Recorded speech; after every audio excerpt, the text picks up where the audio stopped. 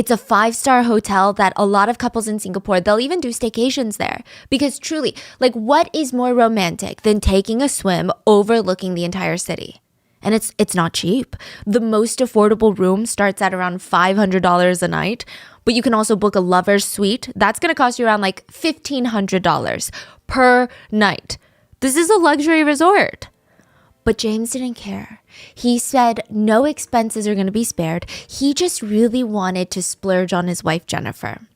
They were going through the thick of life. They're raising 4 daughters together. I mean, nothing in life at this point seemed easy anymore.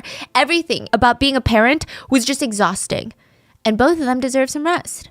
So they spent all day just lounging in hotel robes, going to the spa, ordering room service. By the end of the night, Jennifer excused herself to the restroom to go take a shower. James is waiting in the hotel room, waiting for the water to turn on, waiting to hear the sound of his wife open and close the shower door behind her.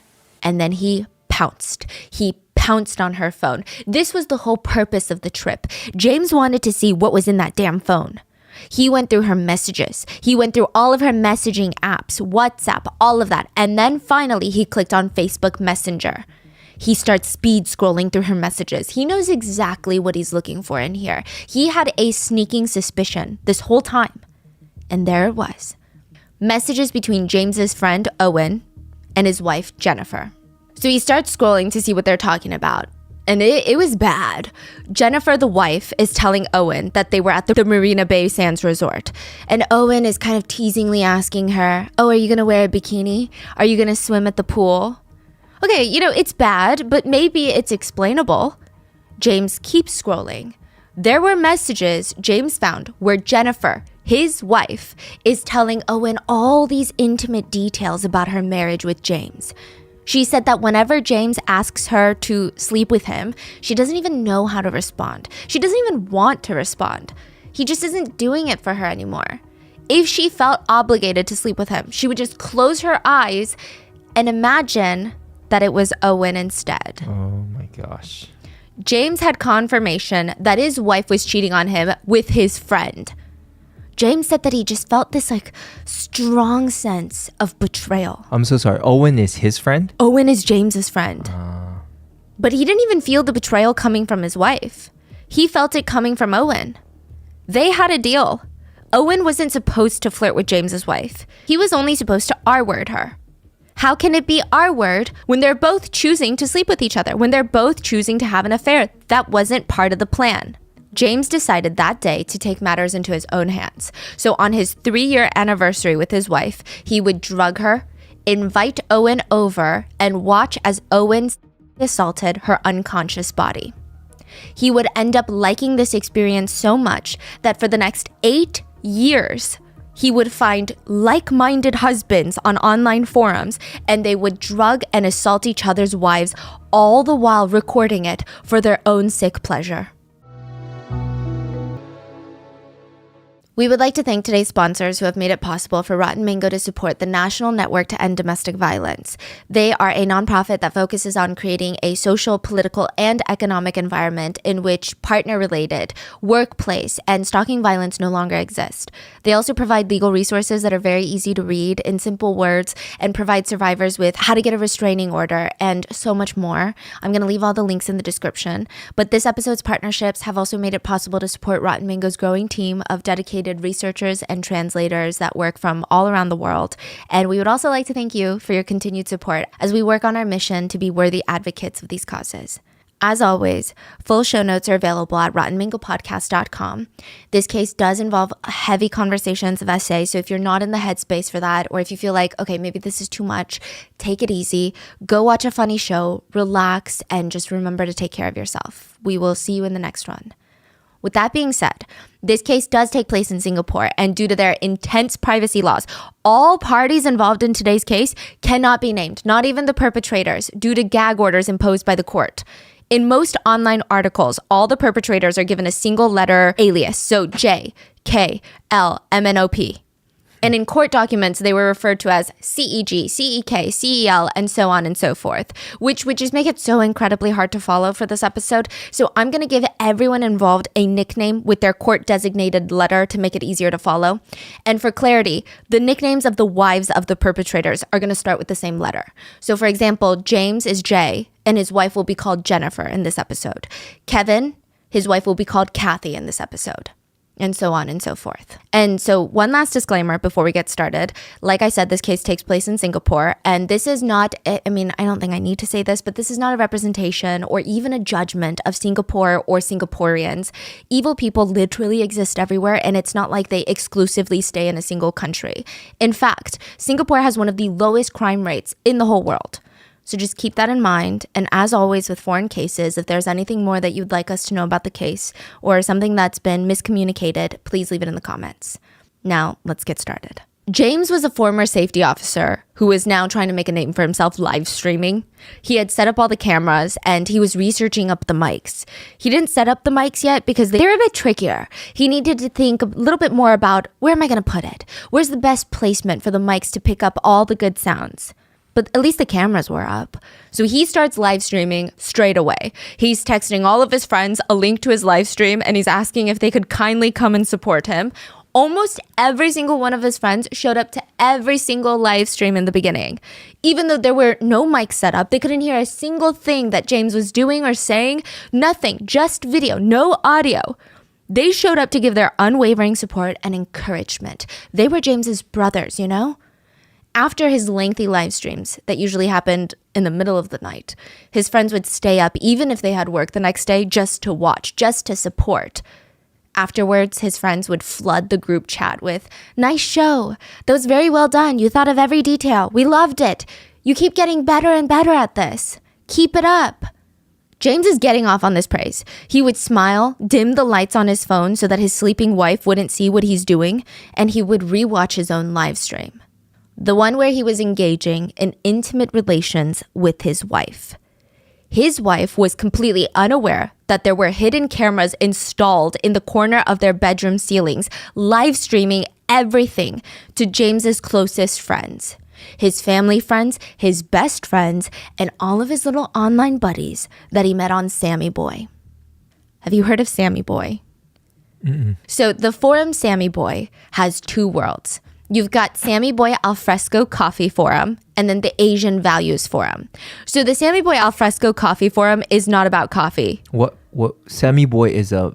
It's like a website. It's like Reddit, right? Reddit.com, SammyBoy.com. But there's two sides of Sammy Boy. So imagine if there is like the regular side of Reddit and then the dark side of Reddit. I mean, you could argue that is how Reddit operates. But Sammy Boy is pretty distinct in how different it is. So the light side of Sammy Boy is called Sammy Boy's Alfresco Coffee Forum. And contrary to the name, it's not about coffee.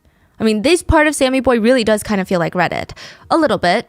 I mean, it's much less moderated than the big subs on Reddit, but to just give you a general idea, the top threads of the day on this part are usually linked to current events, current news, religion, immigration, conversations about international news, what's going on with the local government in Singapore. People go on there to talk about just all sorts of random things. They go there to get opinions, to ask questions, to analyze everything that's happening in the news cycle. That's the lighter side of Sammy Boy. The dark side of Sammy Boy is called the Asian Values Forum. What a name. So that side of Sammy Boy is infamous, and it's frequently in mainstream media news cycles for having explicit materials, trafficking, illegal hidden spy cam footage, and illegal upskirt photos being uploaded onto that forum. Now, side note, if you go to Sammy Boy's FAQ page where they have, all the frequently asked questions, they named the explicit side of their forum Asian Values because originally it was called the commercial scene in Singapore. But a lot of people complained that they couldn't look at it while they were at work because of the URL domain. Their bosses would pick up on it. Oh, so they're not hiding this information? Like this is like publicly like, hey, come to my site for these type of content. You don't understand how many hours me and a few of the other members on the RM team have been on SammyBoy.com basically the past, So it is a very like questionable forum. Very questionable. I will say it doesn't even compare to Reddit in how questionable it is. I know that Reddit has kind of a sour history where a lot of dark things have happened through Reddit, but Sammy Boy is like unregulated town. I would maybe consider it more on par with 4chan is the vibe. Yeah. It's really intense. Now, a lot of people complained when it was called the commercial X scene in Singapore. They couldn't look at it at work because their bosses would get a list of all the URL domains that they would access while they were at work. And that's very obvious that it's a nasty website. That's why they changed it to Asian Values Forum, which is considerate, I guess. So the forum was started as a Yelp page for sex work. Now, to give you some more context, sex work is legal in Singapore, but it is highly, highly, highly regulated. There's only one single legal red light district in Singapore. There are more than like 100 brothels in there, but they're heavily monitored by a division in the Singapore police force. Each brothel has to be properly licensed, and it's estimated to cost about $1 million to even set up a brothel. The law dictates that each brothel has to organize regular medical checkups for the workers. All the workers themselves have to be licensed and come from one of the 5 following countries: China, Vietnam, Thailand, Malaysia, and Singapore. All of them need to be medically registered in Singapore. So it started as a place to review different brothels and different happy ending massage therapy places. It's like Yelp for the red light district. That's why it started, the forum. And while some of that still exists, it's kind of branched off into this general conversations about anything explicit. It's just dumped onto Sammy Boy. There are threads for explicit fantasy stories, threads for conversations about special interest, kinks, right? And it's just a general place for people to gather and talk about very explicit things. But there is barely any moderation. I mean, it's kind of weird. It seems like they take moderation seriously when it comes to things like shit posting. That's what they call it, where you just like mass post the same thing on different threads, but not much moderation in the sense of posting questionable, if not illegal content. Sammy Boy themselves wrote on their website, "Juvenile crap will be deleted. This forum is not for pimple-faced teenagers to discuss their first wet dream or to ask about where the girl's body parts are located. If you want to learn about the basics of adult activity, ask your teacher or your dad. Sammy's forums are designed for experienced fornicators." Wow. You can even pay a premium monthly membership, which is about $18 a month, and that comes with a promise that the content that you post will not be moderated at all. So it's kind of turned into this breeding ground for questionable activity. The header of the premium membership says, "Please note, this forum is full of homophobes, racists, lunatics, schizophrenics, and absolute nut jobs. If you believe that content generated by unsavory characters might cause you offense, please leave now. Sammy Boy admin and staff are not responsible for your hurt feelings should you choose to read any of the content here." To give you even more context on what kind of threads can be found on there, many threads are some sort of variation of "come share your wife pic." Yeah, which is done with or without the wife's consent, and usually we're talking about explicit photos. We're not talking about profile pictures. Another one is called "upskirting my employer." Both are explicit threads, and the upskirting employer thread is just, I mean, it's really illegal. It's exactly what it sounds. It's for people who want to post illegally taken upskirt photos of female colleagues in the workplace. Which, I mean, we've heard of this happening in subways or very busy areas where people feel like they can just take upskirt photos of strangers. But to take illegal upskirt photos of your colleagues that you're interacting with on a professional level on a daily basis, it's like a notch above on the scale of messed up and illegal. There's explicit revenge videos posted on Sammy Boy, pictures and videos of girlfriends and wives being shared without their knowledge nor their consent. And you would think that most people would be so turned off by this. I was getting freaked out on there. I genuinely felt like the FBI was going to knock on my door because I don't know why so much of the threads just felt so illegal. I'm like, how am I accessing this website? This sounds super illegal. Yeah. Like, I don't know how any of them are not being investigated for the things that they're doing, you know? A lot of people were arrested because of Sammy Boy. Right, yeah. And this is probably one of the biggest ones, but it's still operating like very similarly to what it was before. It's just crazy. I mean, you would think that most people would be turned off by something that's so blatantly illegal and immoral, But one college student from Singapore, who is an active user of Sammy Boy, he said, I actually go to Sammy Boy for the non-consensual content. He said it was so much better than the conventional X-rated websites because in those videos, he's like, there's like a whole production team. There's paid actors. They're not really having fun. They're not really like enjoying the activity. Whereas the content on Sammy Boy, it's so much more authentic. He said he was addicted. He said the only way he would stop consuming this illegal content is probably the day he dies. He said sometimes if he sits there for too long and thinks about it, he kind of feels a little guilty for enjoying such content. But then he thinks, you know what? No matter what, someone's going to post this content. And just because I stop watching doesn't mean people will stop posting. So if the content is out there and I watch it and I don't watch it, like what difference does it make? He said, I know it's wrong, but what can they do to me? He said technically he's just streaming explicit videos, which is legal. The people that should be in trouble are the ones uploading and downloading the content. And a few did get in trouble. There was this fantasy story writer on Sammy Boy who was jailed for uploading hidden camera footage to accompany his stories. So he would write these really intense, vulgar, X-rated stories, like fantasies. They're fake, fictitious stories. But then he would throw in real life hidden camera footage pictures to accompany the stories at the right parts where he felt like, ooh, this matches the scene. But the worst part of all of this is the explicit photos that he used were all women that he personally knew. He went into his mother-in-law's house and installed secret cameras into her bathroom. He took photos and videos of his sister-in-law showering, uploaded them to Sammy Boy. He's a church guy. He went to all of his church friends' houses and installed hidden cameras into one of his church friends' homes, watched her shower, uploaded it to Sammy Boy. He was finally caught, but there's more. There's so many incidents like this. Do we know what his sentence was? A few years. And I mean, this forum just gives very, very, very, very strong bro energy. And I'm not just saying that. A lot of the commentators on there actually call each other SBF bro, which means Sammy Boy Forum bro.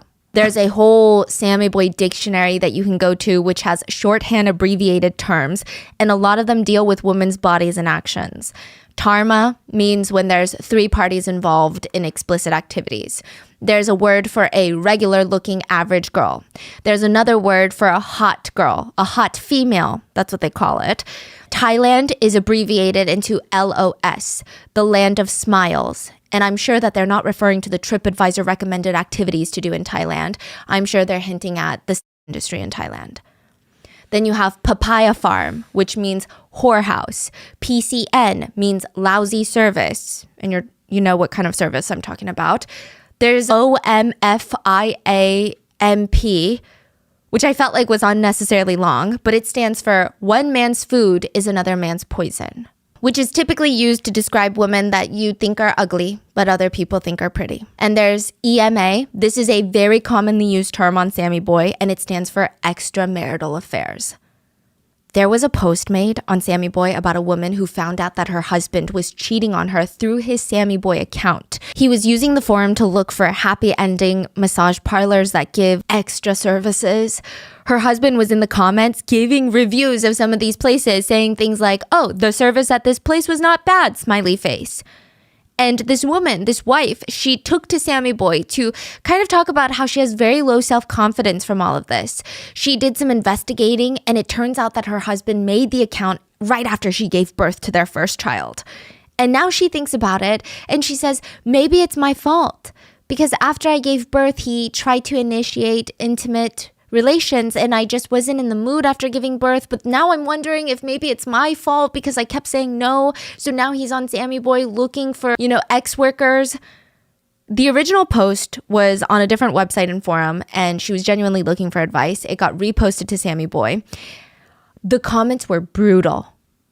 They wrote, dumb woman, if you treat him like a man that he deserves to be, all this wouldn't have happened. This woman should go and learn from those derogatory term for Chinese women on how to seduce women.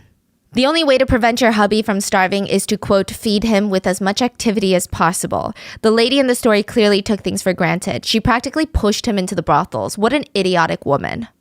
So, yeah, That's what's on Sammy Boy. And you know how on Reddit, there's subs that you can go on and ask for relationship advice. Knowing what you know now about Sammy Boy, would you go on there with the intention of finding real applicable tips on how to better your relationship? Probably not. It's like the last place that you would post about it. Like, is this really the place to go to learn about how to be better connected to your partner? I mean, I went to the most generic thread for marriage advice on Sammy Boy. The original poster was asking about what being married is like and any advice since he's about to get married soon. Which, side note, even the original post was so alarming. The OP wrote, I guess my girlfriend's biological body probably needs a home. I really do like her, so I don't really mind marrying her. It ends with, any good and sound advice from you senior guys here who have been through this life-changing milestone? The top responses are, marriage is not a word, but a sentence. A life sentence. And the classic, you're not very smart, boy. Why buy a cow when the milk is very cheap at the market? And another, you can still cheat on her while she's at university. Someone commented, post her photo. That's needed to make a sound decision. Which leads me again to believe, perhaps, this is not the best place to be looking for marriage advice. Like if you genuinely want to work on your marriage, right? James disagreed. James had some very intense relationship marriage trauma that he wanted to talk to someone about. To give you some context, James and Jennifer, they got married in 2008.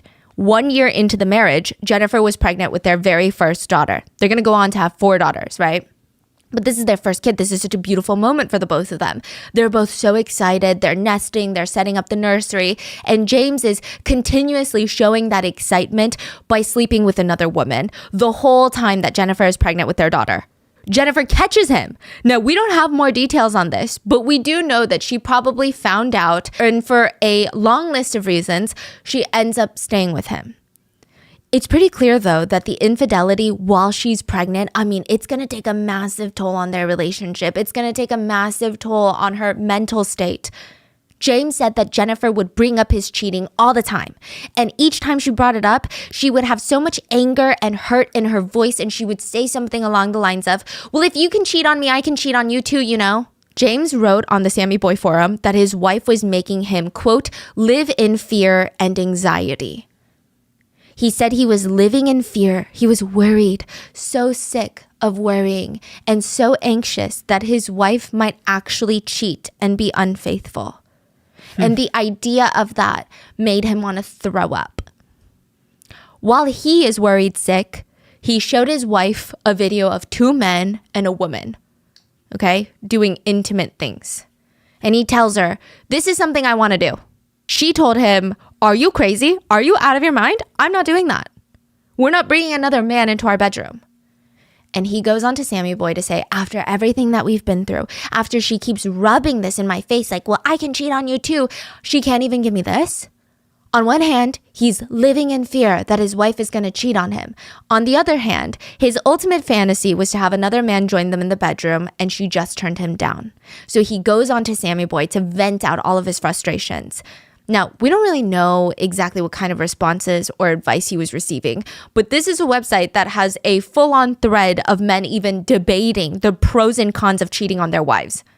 There's a whole thread. I was on there for like an hour because I was just so appalled. Pros and cons of cheating on your wife.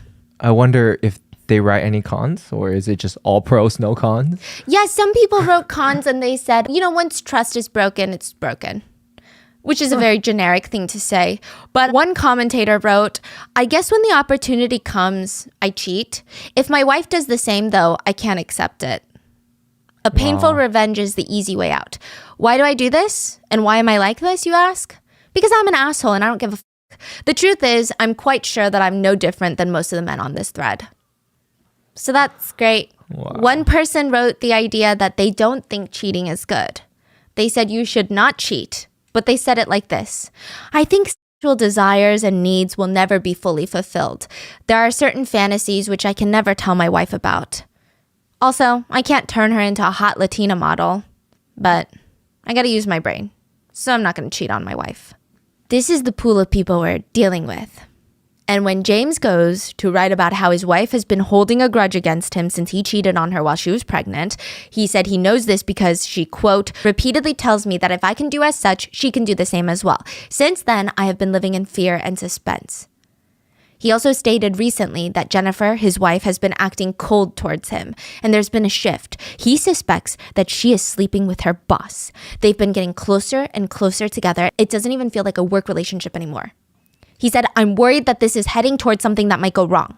He posts this and the comments start pouring in. Personally, I think they're ill-advised suggestions, but they're all along the lines of, if she stayed with you after you cheated on her, that means she forgave you. She can't hold this over your head.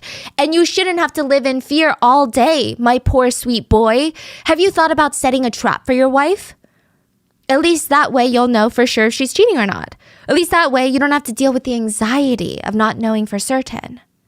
That is when James decides to set up a honey trap. These are services that you can actually purchase to test your partner's loyalty. They exist not just in Singapore, but like all over the world. You could do it in the US. I've seen TikTokers do it. There's one TikToker who made her whole career off of being a honey trap, or what they call it like a honey. So this is very different from hiring a private investigator because you have suspicions that your partner is cheating. This is hiring someone to go out of their way, hunt down your significant other online or in person, and flirt with them. See if they're willing to cheat on you. This is a honey trap. Nowadays, you can pay a platform about $100, hire a tester to flirt with your partner online to see if they'll respond. And if they ignore it or flat out deny the tester, that'll be sent to the wife or the husband. And these days, the honeys, the testers, they never even meet with their subjects. It's all done online. They just message them, trying to get a response out of them. They send screenshots to the partners as proof. But James wanted more. He's like, if I'm setting a honey trap for my wife, they're going to sleep with my wife. It's really weird because James did not want to divorce his wife. So I have heard of people trying to do honey traps when they're in custody battles. They'll hire a professional honey to try and get some sort of evidence of an affair, of infidelity, because this works against them in child custody battles. But this, I don't know what James's end game is here. He's just trying to be like, I don't know. He just wants someone to sleep with his wife. And he felt like this guy named Owen from Sammy Boy was the perfect fit. James chose Owen because Owen drove a BMW. Yeah. James said, I chose him eventually because my wife's ex-boyfriend drove a BMW. So I assumed. Based off that assumption, it seems like James thinks his wife is someone that's just interested in material goods and would be tempted by any man that drove a BMW. He decides, okay, perfect. Owen is going to try and sleep with my wife and I'm going to help him. Everybody else on this thread is warning James, telling him, do not trust this Owen guy. I'm telling you right now, things aren't going to go well for you, James. Owen has a history of being very sneaky on these threads. So he is trying to have another guy, Owen, sleep with the wife or seduce the wife as a honey? Seduce the wife and eventually sleep with the wife. Oh, okay. It's really weird. So he's saying, I'm so scared my wife is cheating on me. Mm-hmm. So I'm going to set up a date with her with another man so she can cheat on me. Okay. Is what he's saying, basically. So he's not scared the wife is cheating. Yeah. He just want to watch it. He just wants to watch it. Yeah, basically that's what's happening. He just wants his wife to sleep with another man. And I think he wants to get involved later. It's just the way that he's concocting all of this and pulling the strings is just so bizarre. Mm-hmm. So everybody's warning him, don't let Owen do this. This is going to backfire on you. But James said, the way that Owen expressed himself, he was very confident. I liked him. So they set up all these rules that made James feel reassured. Owen was going to tell him everything that happened between the two of them. Even if it's just a mundane text message, Owen would report anything that Jennifer said to him. James told him this is the only way this plan works, because as long as I feel like I have the power to pull out at any time, and I tell you to stop talking to my wife, you stop talking to my wife, that's the only way that this is going to be okay. If there's anything I'm uncomfortable with, I'm just going to tell you to stop.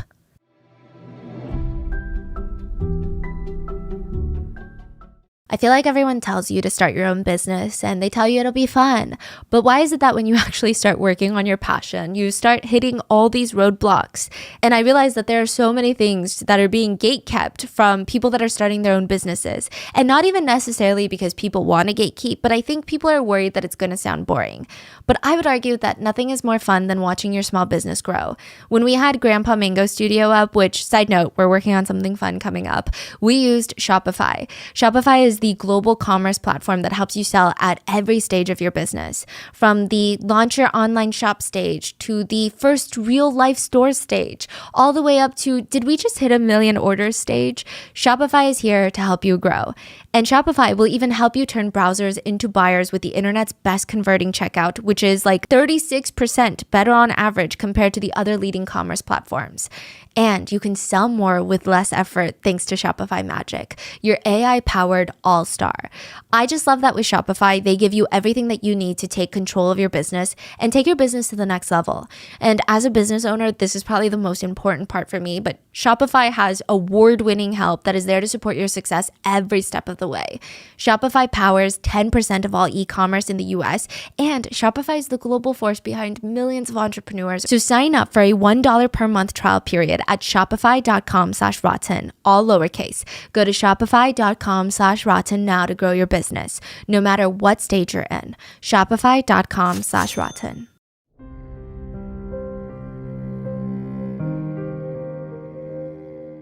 James adds Owen on Skype and they start planning together. James is like, okay, here's my wife's Facebook account. Let's set you up a new fake persona. They create a Facebook profile by the name of Brad Chan. They add some people, add some pictures to make it look very realistic. And then he starts DMing Jennifer. So now Owen is direct messaging Jennifer, James's wife. And I'm sure James gave Owen the rundown of all the things that his wife likes, doesn't like, so that they could just hit it off right away. And they do. Every single day, it seems like James is obsessively checking his phone for reports from Owen. He wants to know, what did she say? Did she flirt with you? Did she send you a picture? Did you guys respond? Are you guys going to meet up yet? When? So the two, Owen and Jennifer, they talk online for about a month until finally Jennifer agrees to meet up with him in person. They go to the local park to grab dinner, and I don't know what James is feeling. I'm sure it's a mix of emotions. I'm sure he's upset that his wife would actually meet up with another man. And for a romantic dinner date at the park, with all of that, I mean, there's probably some sort of anger there, right? But he also seems oddly excited. He wanted Owen to report back every little detail about that first date. And I feel like we all know how this is going to end. It's not going to end well. After the dinner, Owen starts messaging James again on Skype, and he's telling him, well, yeah, we shared a bottle of wine together, and intimacy-wise, we did hold hands for a while. Then I hugged her, and we kissed. So the first date, it goes so well that the two, they make plans to meet each other again. This time that they're going to go for lunch at another park nearby. Now, after this date, this is when things start getting interesting. Owen reports back to James again. Yeah, it was more or less the same thing as the first date. You know, wine, hand-holding, making out. Yeah, same stuff. That's it. Owen apparently lied. He didn't tell James that their second date went so well that the two of them found a hotel afterwards and had full sexual relations. And maybe sneaky little Owen was starting to like Jennifer because he starts distancing himself from James. He starts acting like the whole thing with James's wife is kind of fizzling out. We're not really talking anymore. She hasn't really responded. We're not really into it anymore. When in reality, Owen and Jennifer are texting even more now. They're getting even closer. This goes on for like 2 months until October 26, 2010. James took his wife on a staycation, the one at the Marina Bay Sands, found the text messages of her talking about how she wishes she was sleeping with Owen instead of her husband, and James immediately confronts Jennifer. But instead of telling his wife, hey, I snooped through your phone, he said, you know, our neighbor stopped by the other day to talk to me. They said that they were out and they saw you walking into a hotel with another man, holding hands. Jennifer didn't even try to deny it. She just admitted it very swiftly. She's like, yeah, I'm having an affair. But she told James that I'm done talking to the guy. We're no longer seeing each other, if that matters. Why not? Well, because he brought up the idea of a threesome. So Owen had allegedly suggested to Jennifer that he wanted to sleep with Jennifer and her husband at the same time. Jennifer has no idea that Owen even knows James. Mm-hmm. Jennifer was so grossed out by this suggestion, she blocked him on all platforms soon after. So it seems like James forgave her, or at least Jennifer was under the impression that her husband was over it. They were moving on from it. And I'm sure Jennifer felt a little bit of guilt about what happened and how it must have made her husband feel. She had no clue that James was the one that set Owen up to talk to her, that he had been getting detailed reports from Owen about everything that they talked about, at least in the beginning. And now she's got no clue that James is still talking to Owen over Skype. James tells Owen, change of plans.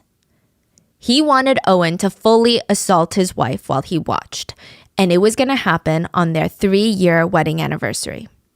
A symbolic moment. March 14th, 2011, James hands Jennifer a glass of wine. She takes it and she clinks it next to his. Like, they had been through a lot. You know, marriage is tough. Having kids is rough. Overcoming infidelity is even tougher. But at least today is something worth celebrating. They've been married for 3 years. Jennifer takes a sip and another. The wine was spiked with crushed up sleeping pills. It was odorless, tasteless, colorless, and it was a little weird that she felt very drunk very fast, but she could have thought maybe she didn't eat before she drank. Maybe she was just drunk off the energy or the love in the house that night. And just like that, she's out cold. And this is in the safety of her home. Just like, keep that in mind. One moment she's drowsy from the wine, the next minute unresponsive. James texts Owen and waits for him. In the meantime, he drags his wife's limp body to the bed, blindfolds her, just in case she wakes up and opens her eyes. And he's patiently waiting for this man to get here, the man who's having an affair with his wife, to come over and now assault his wife while he watched. James said that he has 2 distinct memories from the very first time that this happened, because it's going to happen again and again and again. And this is from James, so take it with a grain of salt. He said he remembered Owen essaying his wife. He remembered watching it. And then after he left, James said he remembered cleaning his wife up and crying and sobbing, asking himself, what have I done? What have I done? James said on one hand he felt so guilty, but on the other hand, there was this excitement of watching Owen essay his wife. It didn't feel real, he said. He said, even today, I cannot imagine myself standing there and watching. But he did. And then he wouldn't shut up about it. He starts going on all these random Sammy Boy threads about wife swapping, which, you know, it's not wife swapping what he's doing. And he starts making friends with random people on the internet that have the same interest as him. And he shares the story of what happened with Owen. And one of the guys, his name is Matt. Matt is like, that's so intriguing. I want to be a part of this. Please let me be a part of this. James is like, oh yeah, you want a turn? Let me give you a turn. James drugs his wife Jennifer once more, making sure that she's unconscious, and waits for another man to come into their house where their 4 daughters live. They've got 4 kids, 4 daughters, and a man that he met online is coming over to assault his wife while the kids are asleep.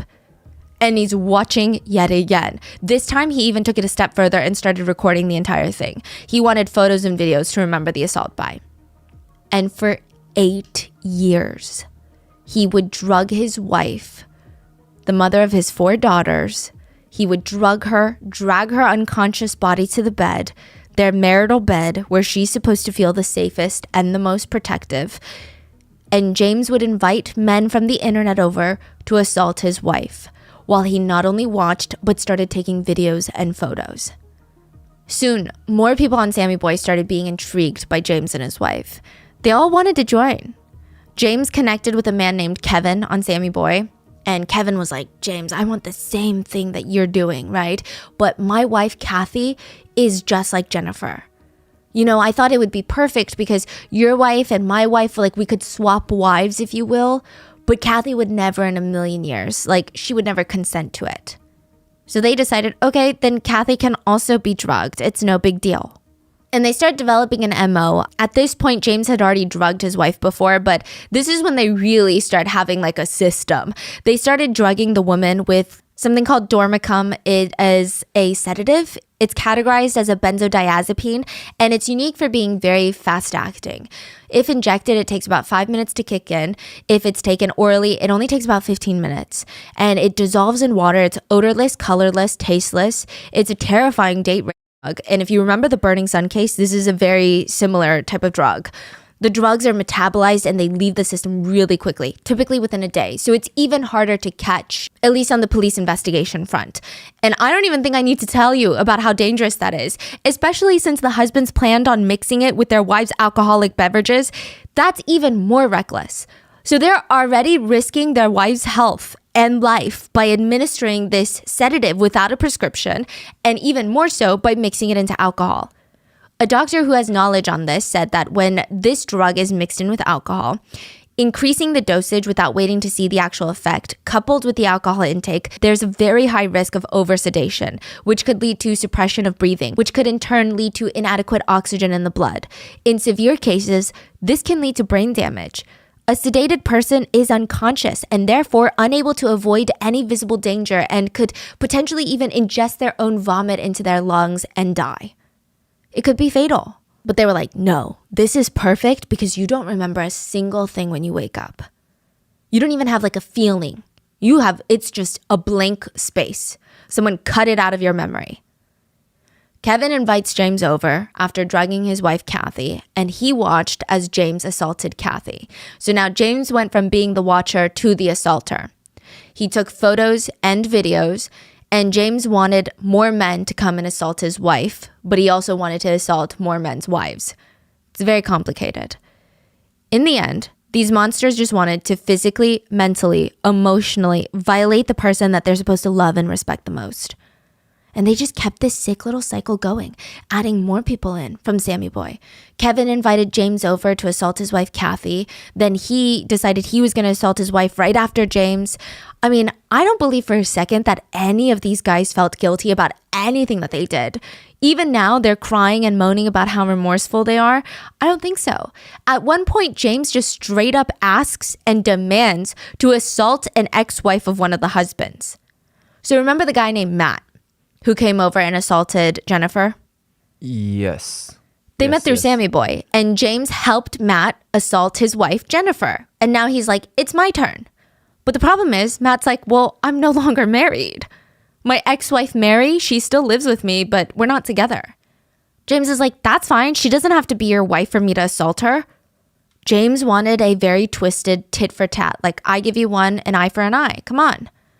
So he waited until Jennifer was out of town for a work trip. He told Matt to bring his ex-wife Mary over under the guise that James would have some work opportunities for her. He spiked her drink, assaulted her. So not only is James having men from the internet come over to assault his wife in their family home, but when his wife goes out of town, he's having another woman come over so that he can drug and assault her, all in their family home, where they again raise 4 daughters. Mary was drugged, and it was said that she was slurring her words before she fell unconscious. Matt, her ex-husband, helped prop her up so that James could assault her, and they made sure to get a ton of pictures and videos from it. Not that they needed to, because before Matt and Mary even got there, James had turned on all the secret cameras so that he was able to live stream the whole assault to all of their buddies on Sammy Boy. So it wasn't an open live stream where anybody on Sammy Boy could watch. You needed a password, but a lot of people could watch. When they were done, James kept Mary's undergarments so that he could gift it to one of the boys in the group later. He gave them to a guy named Nick. I actually did manage to find one of James's comments on a thread. In a thread titled, quote, most perverted things done, ? James, he had like 4 different accounts. On one of his accounts called Newbie to All This, he wrote, my most recent experience was to invite an SBF bro over to my place to watch my wifey's X videos and pics. And if they got a fetish for her lingerie, I let them help themselves to her wardrobe and laundry basket. It's so nice to see, especially young guys lusting over my wife. LOL. Can it even be considered as some sort of perversion? What? Basically being like, is this really even that perverted? A lot of people were responding to his post, saying, wow, can you invite me too? I love panties. Hi, bro. Can you invite me over next time? I hope I can join this group. So James is loving it. He keeps posting videos and photos of his wife being assaulted by other men. They would add little captions to the photos and videos. So Kevin would send videos to James of James assaulting Kevin's wife, Kathy. And he would write to James, it would be nice if you managed to knock up my wife, Kathy. What? which like we don't even need to go down that road of deciphering how messed up that is. They've already tried to strip Kathy of her bodily autonomy, but now they're like, let's take it a step further. The idea that she would be impregnated by her R-worder and her husband is encouraging that is another level of depraved. The men refer to their wives as sluts and plan to get more assaulters to come on board, and they really had this fantasy of impregnating their wives with the assaulters' DNA. This part is very disturbing. James, like I said, had 4 daughters, and he discussed in great detail with Owen about how Owen should come over to assault Jennifer in the kids' room while the children were asleep. Wow. They laughed about how their wives were too dumb to even know what's going on. They were poking fun at the fact that they, as husbands, they wanted to have threesomes. They wanted to bring another man into the bedroom. The wives said, "You're crazy. Don't ever talk about stuff like that. No, no, no, no, no." And they said, the wives think they won. But in reality, we're still doing it. That was their whole hee ha ha thing. James messaged Kevin, women like Jennifer and Kathy, no matter how smart they think they are, they eventually get outsmarted by their husbands.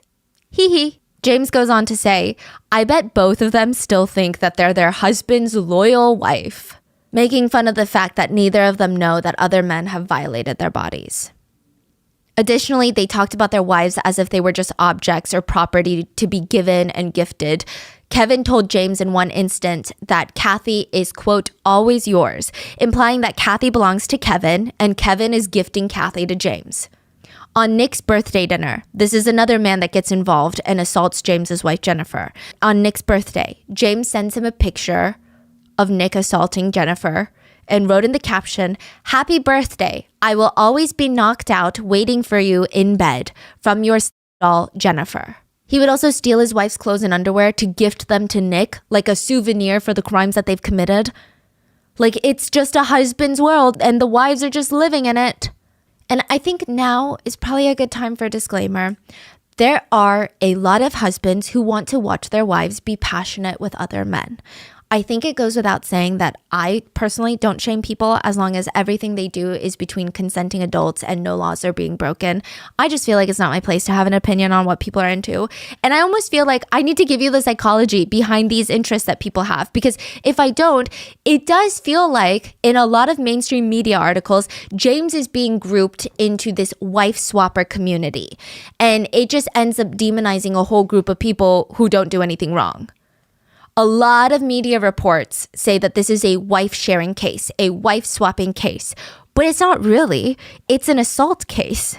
Wife swapping, wife sharing, when done properly, is not illegal. So to undo some of that stigma, we're going to go down the psychology of why someone might be interested in watching their partner with someone else and how that differs from James and what he did, because James is not part of these people, right? I mean, it's very different. You'd be very surprised at how many people out there are interested in watching their wives sleep with someone else. I think it's one of those things where we can very easily react and say, well, that's crazy. Well, I could never, right? And that's perfectly fine if you don't want to. But it does seem like there's a lot of solid psychology behind the intrigue of something like this. And this is what I've been able to gather, just as a whole, from this genre, if you will.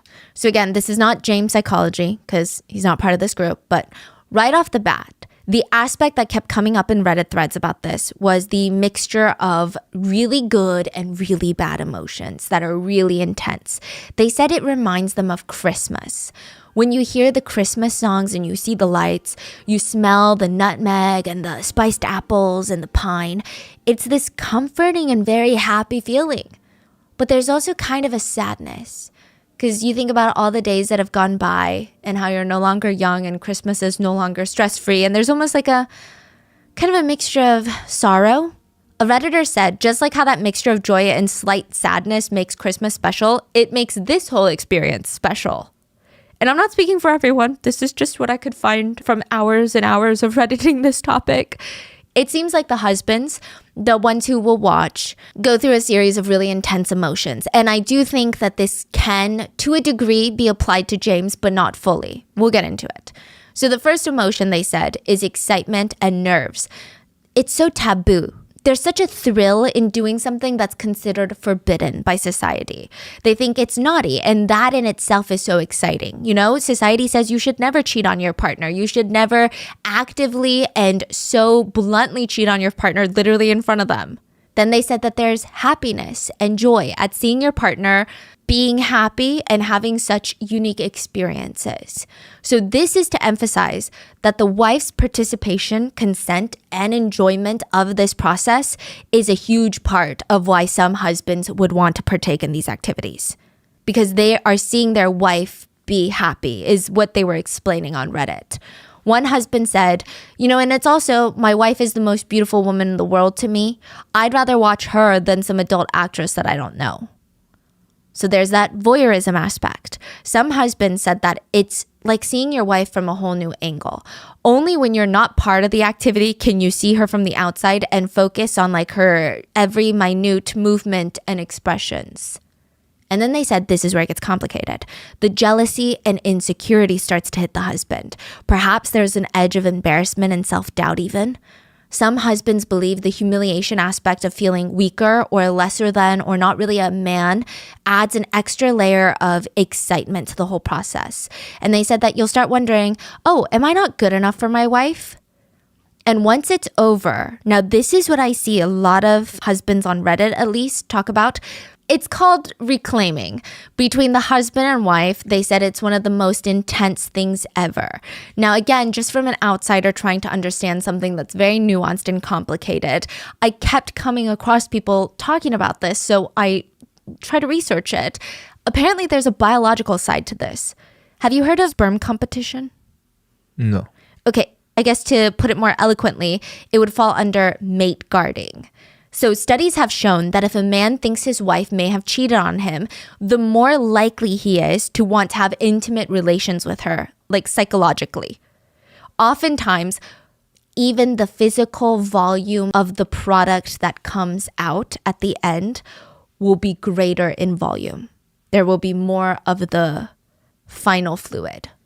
Because biologically, I guess men are wired to try and get rid of the potential rival's product if we're like really going into like caveman thought process. So you're saying scientifically studies shown that if someone found out the wife cheated, the man will have like a biological reaction. Yes. Now, I'm not saying that they'll act on it. Like, don't go around cheating on your husbands thinking like they're going to like it. They're not going to like it, right? Biologically, there seems to be some sort of connection with more production of that. Yeah. Yeah, I mean, just going through some of the psychology of that, like the fact that a huge important part of the process so far is for the husbands to watch and enjoy their wives be happy and excited. That seems to be a main point for every single person that I came across on Reddit. Wife participation is key, not just legally, but for the whole process to even be exciting for these husbands. So it's very clear that this is like wife swapping is being demonized in this case. And it's evident that James is not a wife swapper.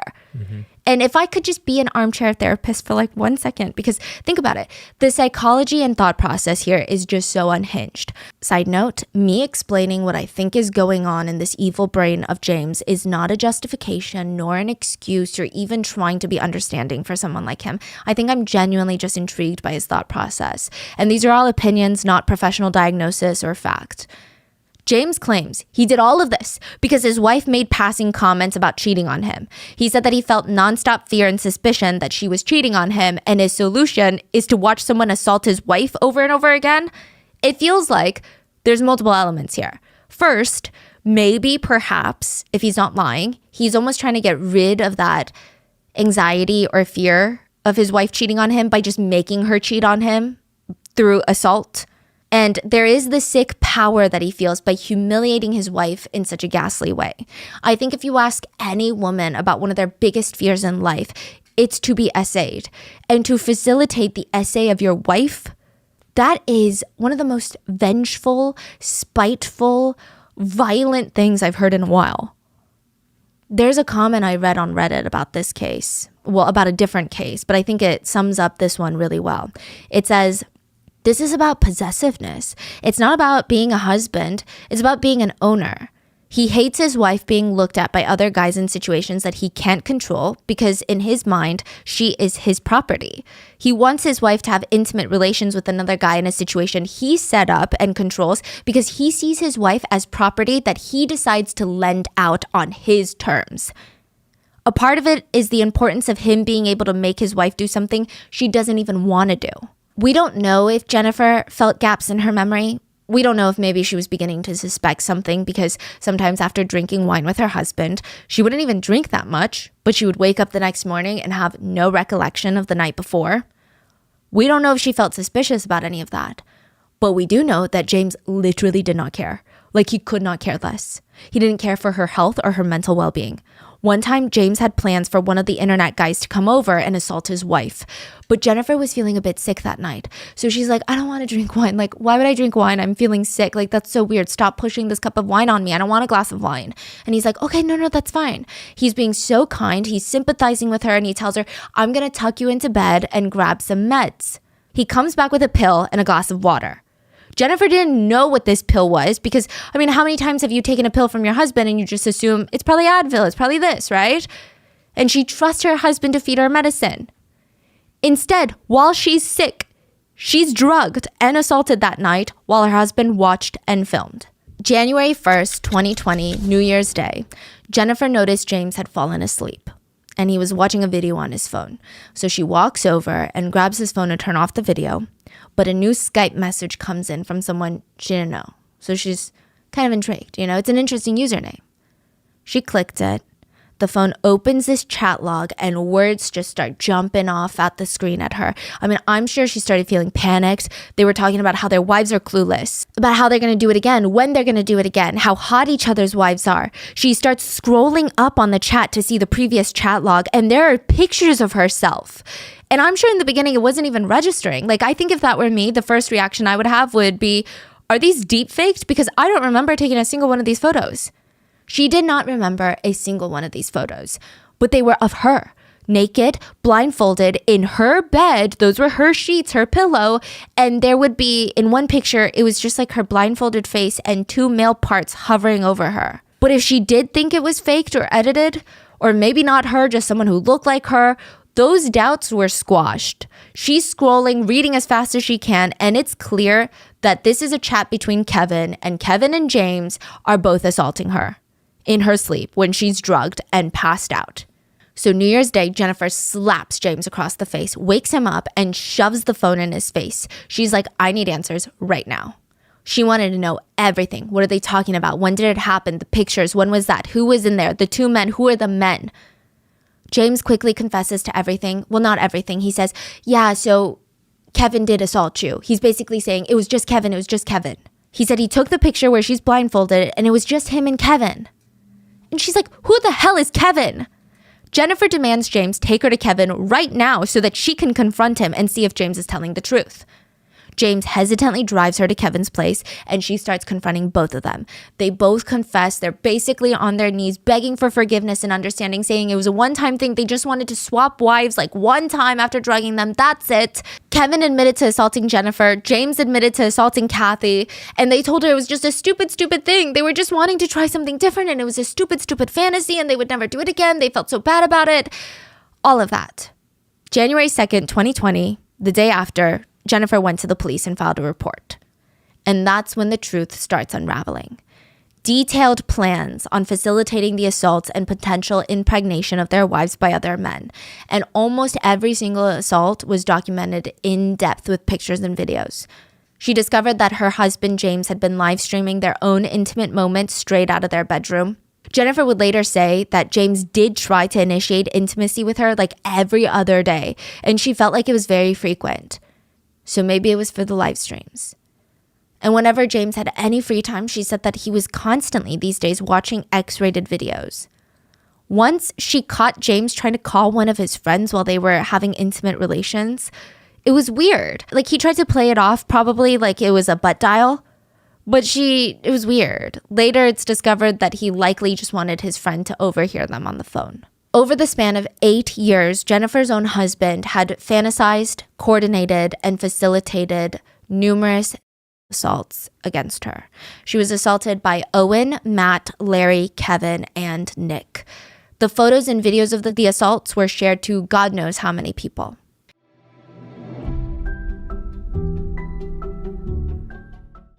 I feel like I always write down drink more water on my New Year's resolutions, but we really should start being better hydrated right now during the busy holiday season. We're running around, maybe we're having a glass of bubbly if we're of age, recovering from hosting, shopping, traveling. Staying hydrated is probably one of the key things that you can do that's super easy and you'll feel so much better. Liquid IV is here to support you. So one stick of Liquid IV is in 16 ounces of water. It hydrates you better than water alone. You also get 3 times the electrolytes of the leading sports drink, no artificial sweeteners, and 0 sugar. I love how convenient the packaging is. I always throw a few in my bag when I'm running errands, and I always have a few sticks of Liquid IV in my travel bag because Liquid IV hydrates 2 times faster than water alone, all in a single stick. When you're traveling, you're always forgetting to stay hydrated. This is my solution. And I always thought electrolytes, that's for athletes. Those are for gym people. But really, it's for everyone. Liquid IV contains 8 vitamins and nutrients for everyday wellness. It's non-GMO and free from gluten, dairy, and soy. And it replaces sugar with a proprietary amino acid called allulose blend. And not to mention, their sugar-free flavors are really, really good. They have white peach, green grape, lemon lime. I mean, they're so delicious. So even when I'm craving a tasty drink, I'll just throw Liquid IV in my bottle, which has helped me cut down on soda intake, which is also nice. So grab your Liquid IV hydration multiplier sugar-free in bulk nationwide at Costco, or you can get 20% off when you go to liquidiv.com and use code RottenMango at checkout. That's 20% off anything you order when you shop Better Hydration today using promo code RottenMango at liquidiv.com.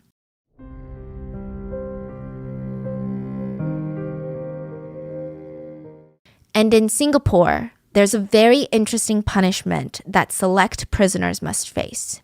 A lot of it is more mental than anything, psychological. If a prisoner is sentenced to this specific punishment, they don't know when it's coming. Every day they wake up in prison wondering, is today the day? Every day they're in prison, other inmates will tell them these horror stories about it. Oh, you were sentenced to that? It's really bad. Really bad. You see that guy over there that's drooling and staring at the wall? He had that punishment. Yeah, never the same ever since then. The other prisoners, they burst out laughing and you have no idea if they're joking around or if they're being serious. Every time a guard makes eye contact with you, you wonder, are they going to call my name? Is it time for my punishment? One prisoner says, each and every day in prison, you sleep, you wake up and you worry. I waited 3 months before it happened to me. 3 months, I was just waiting. And then it happens.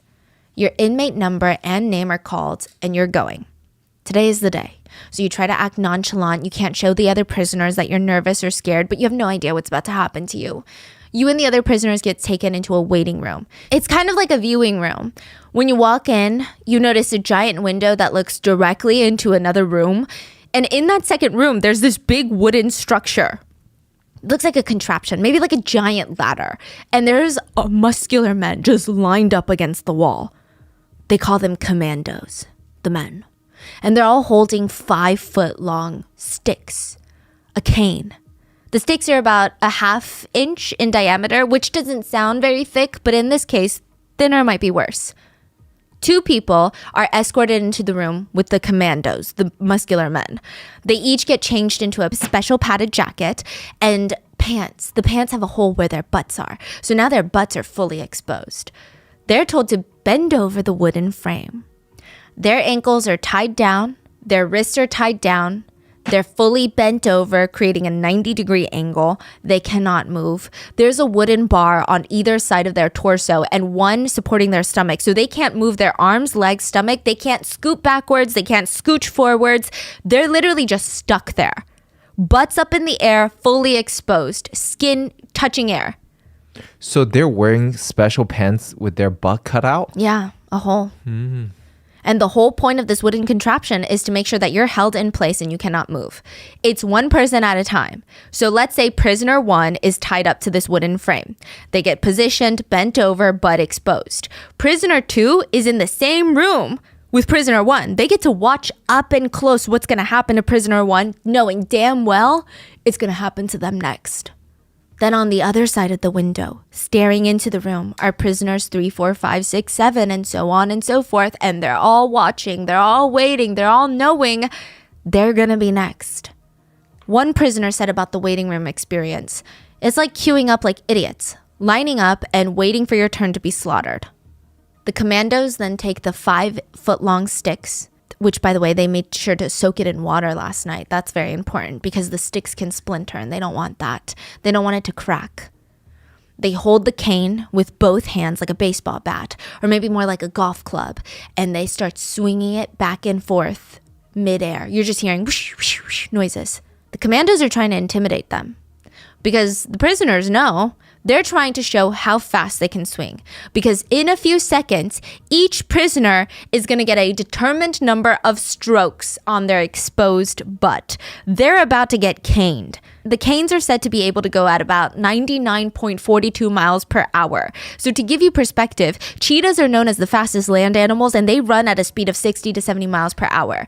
99 miles per hour. The speed of a cane strike is even faster than a burst of speed that a cheetah uses to catch their prey. It's swift, it's explosive, and it's solely there to create pain. Some prisoners have stated that even with the first stroke, the skin and flesh will tear and blood will start oozing out of their butt, but they don't stop. Not until you've gotten the number of strokes that the court has sentenced you. But it's really bad. To give you an idea, no adult is allowed to be sentenced to more than 24 strokes. They have medical personnel there to make sure nobody gets gravely injured or faints. The commandos, the officers administering the strokes, they're incredibly muscular, they're incredibly fit, but even then, they're only allowed to give 6 strokes per officer. They want to make sure each stroke has maximum impact. So if you're sentenced to 24 strokes, they don't want the officer to get tired 10 strokes in. So they want them to get the maximum amount of pain from that stroke. Yeah, maximum amount of pain. So every 6 strokes, you have to wait while a new officer walks in, grabs the cane, cracks his knuckles, practices swinging the cane, gets into position, and then smacks you. And there's nothing you can do. You can't even squirm. You're being held down in place. There's prisoners all around you. If you're screaming like a little baby, they're going to talk about it afterwards. The caning officers are trained to not strike at the same spot. So prisoners said that you walk out of there with your butt looking like you sat down on one of those barbecue grills with the lines. The impact is so harsh that it feels like you're getting burned. If the pain is too much for a prisoner and they look like they're about to pass out, the doctor might say, "Stop," and all strokes will stop. But that doesn't mean it's over. That doesn't mean like that prisoner gets to go with half the strokes that they were sentenced. Even if you were sentenced to 6 strokes, but you only do 5 and you can't do it anymore because the doctor says you're going to pass out, that 1 extra stroke gets translated into extra prison time up to a year. You can't come back and finish the rest of your strokes. It has to be done at one time. And in a final act of humiliation and pain, prisoners said that they've been told to stand before a panel of 3 prison guards that have been keeping watch the whole time. And after you've been whipped all over your bottom, you have to say, "Thank you." And if you don't thank them for your punishment, you cannot leave. The Singapore government does deny this, but multiple independent prisoners have said it is a requirement. But thanking the panel, the actual strokes, the caning itself, those aren't really the worst part either. The worst, they said, is the recovery. Prisoners are given 1 round of medication for their wounds after they're done. There's no continuous care throughout the healing process. And in the upcoming weeks, you've got all sorts of fluids coming out. Blood, white discharge, pus. You can't even put pants on because, first of all, it's so painful to have anything touching it. Second of all, the pant fabric gets stuck to the open wound and the fabric starts fusing with your skin. It's nearly impossible to take the pants off later without ripping off more of your skin and flesh with it. So a prison tip in Singapore, I guess, is to run your trousers under water first, so the water helps separate the fabric from your wound before you take off your pants. A prisoner said if you don't do that, it's just damn pain. Everything is painful though after the caning. Taking a shower is painful. Don't even think about sitting down. You have to sleep on your chest. And never mind the fact that you feel extra vulnerable in a place like prison. Like, it's a lot. Some offenders who experienced judicial caning said it was one of the most painful experiences that they have ever had. And because of that, caning as a legal punishment in Singapore has been hotly debated. Judicial caning is really, really complicated. over 30 different offenses can warrant a caning punishment by the Singaporean government. Robbery, drug trafficking, and sex crimes are just a few. And before anyone feels the sudden aching urge to be xenophobic, the caning punishment was likely introduced during the time that the Britons were colonizing Singapore. So there's that. But it's kind of just stayed in Singaporean law for a plethora of reasons. There's a lot of historical, cultural context that I don't want to bore you with. And even amongst Singaporeans, there's so much debate on whether this is good or bad. The caning debate has even started international debates. Yeah, so the US had a problem with Singapore's punishment when a 19-year-old American was sentenced to 4 strokes for vandalism. The US argued it was cruel and unusual punishment, which is against our constitution. Singapore argued that if you're in Singapore, you abide by Singaporean law, just like how a Singaporean national would do the same if they visited the United States. The US argued it was a deplorable, inhumane punishment for a non-violent crime. Singapore said, well, we do what we want here. But there were also politicians in Singapore who argued the vandalism in New York City is so bad, even cop cars aren't even safe from them. So this is what we do to curb vandalism. Singapore does have one of the lowest crime rates and is one of the cleanest countries in the whole world. I went on Reddit. It's like 50-50. Even amongst Americans, it's like 50-50 how they feel about this. The 19-year-old American, Michael, said he had just 4 strokes, but it was really bad. When he first saw his scars, he cried, thinking that he would have them for the rest of his life. He said when he was first caned, his skin ripped open and there was so much blood, it felt like nosebleeds. It doesn't feel like just a, oops, blood broke. And this is after the US helped get his caning sentence down to 4. 4 is known to be on the low end of the punishment. But he said it was miserable. His scars were agonizingly painful. And then once the pain was over, you think you're in the clear, you're not. It's like unbearably itchy. You want to lose your mind. It's so itchy and pus is leaking out if you itch too hard. Caning was again in international news when a British national was caught with drugs in Singapore. He was sentenced to the maximum of 24 strokes. He said to this day he has bowel problems because of how bad the caning was. And now he wants to raise awareness to put a stop to caning. He said it causes permanent physical and psychological damage to the offenders. Human rights activists have agreed and said it's considered a form of torture. And the argument here is it's enforcing violence. Like you are trying to enforce law and order through violence. And really, who gets to decide something like that? Human rights activists have argued that the government just arbitrarily decides punishments. For example, robbery during the daytime, the mandatory minimum is 6 strokes. But if it's nighttime, it's 12. But on the flip side, one attorney who had been caned for a crime before said, well, the rules are known before you commit a crime, so it's not really like a surprise. So I accept the punishment. The sentiment was, should we really fight for the, quote, humanity of criminals when they can't do that for victims?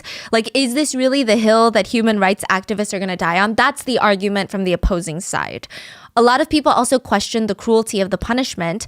You know, a lot of human rights activists said, it seems like a big part of the punishment is the mental trauma. I don't know if I want to call it trauma, but the mental torture aspect. They don't know when it's coming. The strikes are done in such a very meticulous, methodical way. The way that they whip it back and forth, they have to thank the panel. But for the same point, it could be argued there is mental trauma for every victim of every crime. And I think for this one, most Singaporeans were not sad to hear that the husbands in this case were facing caning punishment on top of their prison sentences. Because, do we know how many? Oh yeah, we're about to know. Because even during the trial, James still managed to blame his wife for everything. I mean, in a very interesting choice, James stated he would be representing himself in the trial, and he really played the victim part. I mean, he looked sorrowful. He was dragging his feet, wincing at the remorse that he felt inside of his soul.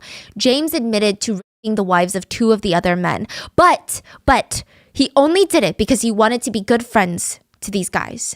He did it as a friend. He didn't want to do it. Like, you know, when your friend asks you to take them to the airport, you don't want to take them to the airport, but you do it because you're a good friend.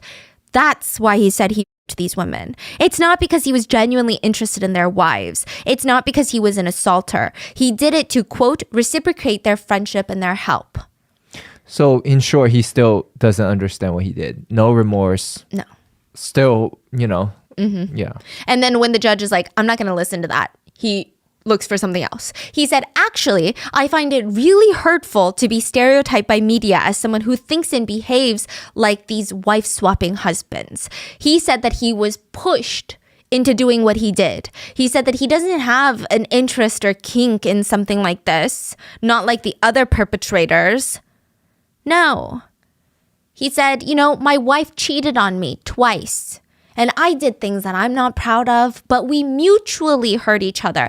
And her betrayal, cheating on him, was the reason that he did what he did. It contributed to his actions. He said, the shocking discovery of my wife's affairs triggered these offenses. When describing his wife's alleged second affair, he wrote, to further rub salt into the injury, my wife had another affair with her colleague. He claimed that his wife taunted, mocked, and humiliated him, and that all these events pushed him over the edge and made him want to lash out in retaliation. But remember, that's not a good excuse, first of all. Second of all, for 8 years. Yeah. Yeah. Yeah. However, he argued he should have a light punishment because he was, quote, sincerely regretful of his wrongdoings and he wanted to submit himself to receive punishment as soon as possible. He brought in letters for the judge from all 4 of his daughters, character witness letters, which thankfully were not read in court, another letter from his mom, who argued that he was a great son and great family man, and you can see probably how he ended up this way as well. A letter from his wife to show that his family wanted him home. That's what he said that letter said. I don't think that's what that letter said at all. So when he realized that the judge was feeling less than sympathetic, James starts changing his tune. He starts accusing the media. He starts accusing the journalists and the reporters for over-sensationalizing the story. He said the reporters were, quote, irresponsible and unethical for trying to make his case about explicit videos and fantasies of wife swapping. He said, that's totally not what I am in reality. He has so many people to blame. Yeah. Which it is very true. That's not what he is in reality. He is not a wife swapper. He is an R-worder. But essentially, he blamed everyone for his actions, from his wife to his co-perpetrators to even netizens and the press. He even argued with the judge that netizens and media have made it so hard for his wife. He said, right now, oh, get this. What is going? Wow. He said this with his full chest. He said, right now, my main concern is the safety of my wife as well as my children. So I would like to seek your honor's consideration in putting me to go for legal assessment and diagnosis of what's really going on in my mind. He's basically saying, look, I'm going to get some therapy. Can you just let me out so I can protect my wife? Netizens were shocked because he is the danger to his wife. What are you saying right now? One comment read, don't you just love it when these disgusting criminals whine about how people treat or view them? They whine about injustice they receive, and yet they're the ones who got themselves there in the first place because of the disgusting things they do to other people. Another comment reads, his legal arguments are so dumb. At this point, he's a danger to himself. When all of these things didn't work out, he starts pulling out psychiatric findings. He said he was diagnosed to be addicted to sex. To be more precise, he and his therapist agreed that he had compulsive sexual behavior, which I think is a wild argument to make. Sex addiction is real. How is that relevant? It's not an excuse nor a mitigating factor for a crime. So just to clarify, this is a very real diagnosis that can have big impact on people's lives. It's described as an intense focus on fantasies or urges or behaviors and a pattern of failure to control such impulses, which ultimately result in repetitive negative sexual behavior. Okay, that doesn't impact anything that he did, and it just doesn't make sense. I mean, first of all, the prosecutors don't even believe that he has that diagnosis, and second of all, they argued, even if he has it, all that is a rapist who claims they're addicted to sex, and all that means is he has a high sex drive, which honestly could be argued it makes him more dangerous to be a free man. The judge seemed to agree. Now, side note, James would then go on to make more arguments. He's like, Judge, before you decide, I have low self-esteem. I have self-doubt in my masculinity, and those were contributing factors to why I did what I did. Nobody cared, because those things do not impair judgment or decision-making capabilities.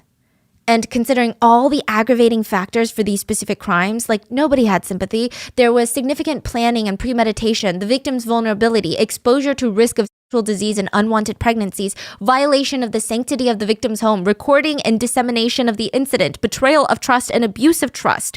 The judge said, James does not appear to have fully understood the gravity of his offenses. Yeah. Although he's indicated that he wishes to own up and take responsibility and accept the punishment that's due, I could not ignore the fact that all the written pleas were all just self-serving attempts to deflect responsibility and shift blame to others, particularly his co-accused.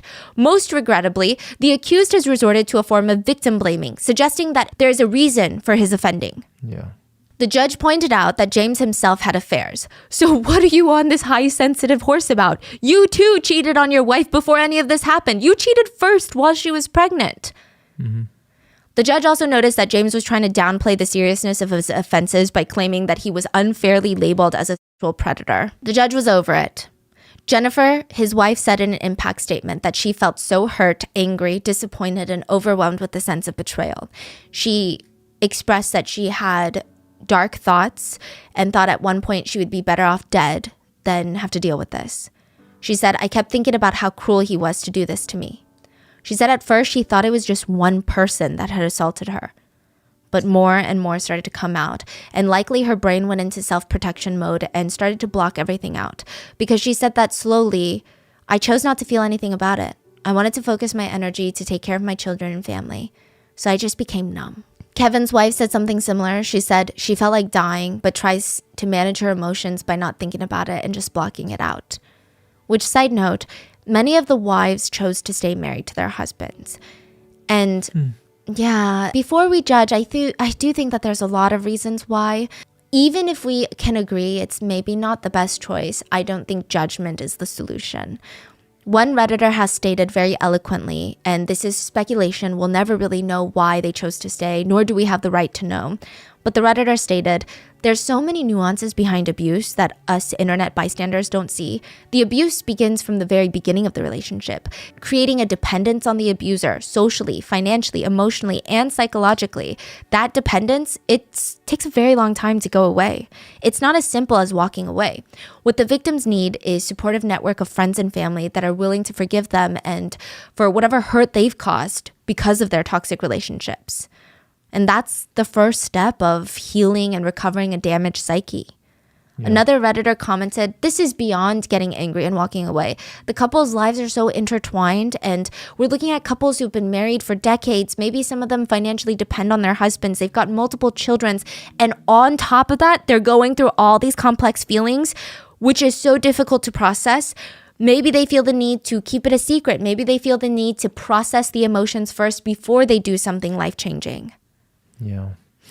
Like, I just listen to the way James handles himself in court. Yeah. Like, let's say he didn't even do anything illegal. Just imagine that's your husband for 10 years.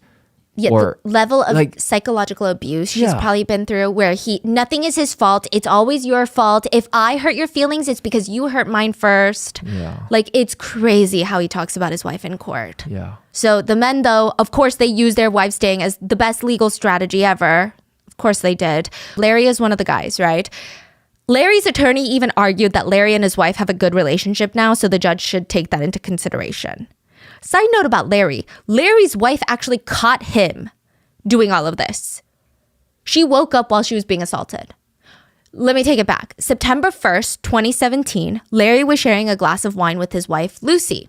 And he's all up in this little circle of crimes. And of course, he spikes Lucy's drink and he's so excited. This is the first time that he's bringing his wife into the equation. He had already assaulted Jennifer and he had been consuming all the videos and photos shared in the group chat between the husbands, but he had never gotten his own wife involved. He made sure that she was knocked out, and following the others, he blindfolded his wife, dragged her unconscious body to the bed. He texted his colleague, so not a random man he met on the internet, his work colleague, Parker, and told him, it's time, come over. Lucy is, quote, ready for you. Parker would claim that he had no clue that Lucy was going to be drugged up when he showed up. He said that Larry started confiding in him at work that Lucy wanted to have a threesome. That's his argument. I don't know if I believe it. Take it with a grain of salt. Okay, Parker shows up, unconscious wife laying on the bed. Yeah. Like, what are you talking about? So, you're committing a crime. Right. What does he do? He takes off his clothes and starts performing unsolicited sexual acts on Lucy. But he's like, oh no, I thought she consented. It's dumb, right? Yeah. And he did not use protection. None of these guys did. Thankfully, Parker could not fully assault Lucy because he had erectile dysfunction. So he could not maintain the right faculties to do so, but he did continue to molest her. And that's when she started moving around. She started grumbling, felt a man on her. So she gets up, takes off her blindfold. Parker's running with he's like grabbing his clothes from the ground, running out the door at this point. Lucy seeing this, like there is a strange man running out the door. Her husband doesn't seem startled. She's putting two and two together. She's piecing it together. She confronts her husband, Larry, who's just like, yeah, it happened. He confesses to everything. Lucy forces Larry to write a confession letter, demands Larry to get his coworker, Parker, to write a confession letter. And she just wants to know what happened that night. She wanted to know the truth. It is unknown if Larry's wife, Lucy, went to the police with the confessions. But Larry argued later in court that they should go easy on him because he and his wife were good now. Larry would get 13 years and 6 months in prison for his crimes. And zero cane strikes. Because Larry is 50. And there is an interesting law that you have to be a man under 50 to be struck with a cane by the court. Parker, the colleague who came to assault Larry's wife Lucy but couldn't successfully maintain his faculties, he pled guilty and was only given 3 years in prison. A lot of netizens felt like this wasn't enough. His whole thing was that he actually didn't end up following through with the assault with Lucy. Like that was his argument. Well, I didn't actually assault her, but netizens argue, yeah, it wasn't a choice though. It's not because you were a good person. Yeah. It wasn't a choice. You literally couldn't. And then we have the others. Kevin, the man who drugged his wife Kathy and facilitated her assaults, he was given 22 years and 20 cane strokes. Matt, the man who helped drug his ex-wife Mary and facilitated her assault, he was sentenced to 20 years in prison and 20 cane strokes. And Nick is the food delivery driver that assaulted Jennifer. His attorney took another interesting approach. These attorneys are all unhinged, I'm telling you, okay? They argued that Nick was the only one without a wife. So he should get a lesser sentence because his does not have the aggravated additional aspect of abuse of trust.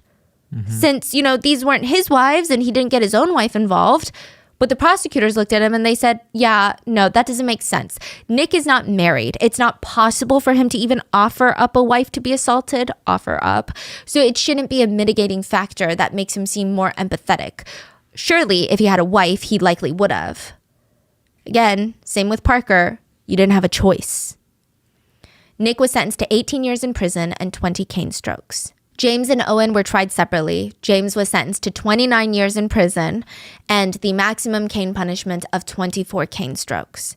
James looked defeated when he was sentenced, and he said he didn't say this, but he dug deep and somehow found courage to appeal his sentence. He says that he wants to appeal for 2 reasons. 1, he claims that his wife wants him home. And 2, he feels like he wasn't represented well by his initial attorneys before he took over. So unhinged. Yeah, I can't, it's how unlikable of a person, even at this moment. And you can just tell the judges are over him. So the judge is like, your family's not even showing up to support you. And all I got from your wife was a letter of her victim impact statement where she basically had thoughts of death, and was the only redeeming factor was she said she felt numb now. Okay, that's it. And she's focusing on her kids. But you keep saying your wife wants you home. Your wife loves you. Your wife supports you. Your wife wouldn't want this for you. Again, still using his wife to try and get something that he wants.